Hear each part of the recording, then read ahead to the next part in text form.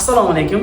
Ustalarga ko'p kerak bo'ladigan 90 gradusli burchak chiqarishning 3 xil usulini o'rgatib qo'yaman. Birinchi usul, boshladik. Demak, sizda biror bir ustunni ikki qilib yerga qo'yishingiz kerak. Mana bu joyda 90 qilib qo'ymoqchisiz, Shunda nima qilasiz desa, mana bu tepadan bitta narsani tashlaysiz. Shunda belgilangan joyga tushgan joyga, mana tepadan to'g'ri tortadigan bo'lsangiz, shu ustuningizni 90 gradus burchak ostida tushgan bo'ladi. Birinchi usul. Xo'p, ikkinchi usul, demak, mana bunday uzun joyga siz mana bu ustunni 90 gradus qilib qoqishingiz kerak. Ya'ni endi yerga emas, tasavvurlar boshqa joyda 90 gradus qilib burchak qurishingiz kerak. Shunda nima qilishingiz kerak? Qanday o'lchaysiz?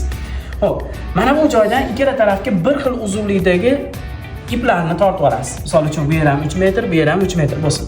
Endi mana bu uchidan mana uchigacha bo'lgan masofani o'lchaysiz. Misol uchun 5 metr chiqsa, mana buni teng 2,5 ga bo'lib, bu yog'ini ham 2,5, bu yog'ini ham 2,5 qilib turib buni menga olib borganingizda, mana shu joy 90 gradus burchak ostida bo'lgan bo'ladi. Bu demak ikkinchi usul bo'ladi.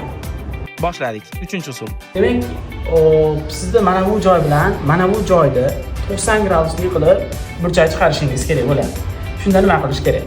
Mana bunday 3 burchak tuzib olamiz. Bu 3 burchak, mana bu burchakga 90 gradus bo'lish uchun mana bu va mana bu tomonlarida mana bunday Pifagor teoremasi o'rinli bo'lishi kerak. Ya'ni buni kvadratiga buni kvadratini qo'shsangiz, buni kvadrati chiqishi kerak. Endi bunga bitta doimiy, bitta oson qulaylik keltiruvchi bitta o'lchov aytamiz. Mana bu joy 3, mana bu joy 4, mana bu joy 5 qilib o'lchangan yog'ochdan bir-biriga yasab olsangiz bo'ladi.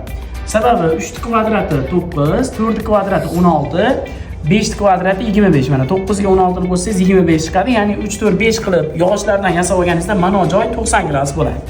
Endi xuddi shuni 3 4 5 lik u yerga kattaroqlik qiladigan bo'lsa, kichikroq razmerda qilmoqchi bo'lsangiz, shuni hammasini 2 martadan kichkina, ya'ni bu yog'i 1,5, ya'ni 3,5. Bu 4,5, bu yeri 2, bu yeri 2,5 qilib bitta yog'ochdan yasab olsangiz, mana bu joy 90 gradus bo'ladi. Shunaqa qilib ham 90 gradus burchak chiqarsangiz bo'ladi.